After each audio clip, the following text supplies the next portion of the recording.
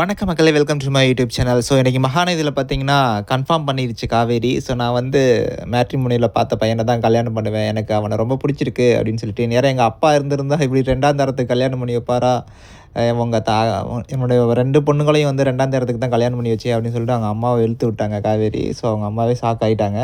So anyway பார்க்கலாம் என்ன நடக்க போகுது அப்படின்னு சொல்லிட்டு. அங்கே அம்மு வந்து ரொம்ப ஃபீல் பண்ணிகிட்டு இருக்கு. அப்பா காவேரி மிஸ் உங்களை கல்யாணம் பண்ண மாட்டாங்களா அப்படின்னு சொல்லிட்டு சாப்பிடாம கொள்ளாமல் யார்ட்டையும் சொல்லாமல் வீட்டில் இருந்து வெளியே வந்துட்டு இங்கிட்டு போகிறதா அங்கிட்டு போகிறதா தெரியாமல் வழி தெரியாமல் பாவம் முழிச்சிட்டு இருந்தது. ஸோ நிவின் வந்து அந்த சைடு வந்துட்டு பார்த்துட்டாரு. பார்க்கலனா ரொம்ப பிரச்சனையாக போயிருக்கும். ஆல்ரெடி தூக்கிட்டு போயிட்டானுங்க.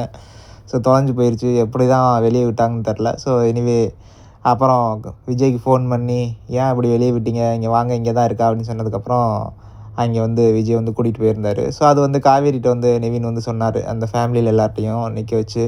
ஸோ இந்த மாதிரி அம்மு வந்து வெளியே வந்துட்டா யாருக்கும் தெரியாமல் காவேரி மிஸ்கிட்ட பேசணும் அப்படிங்கிறதுக்காக.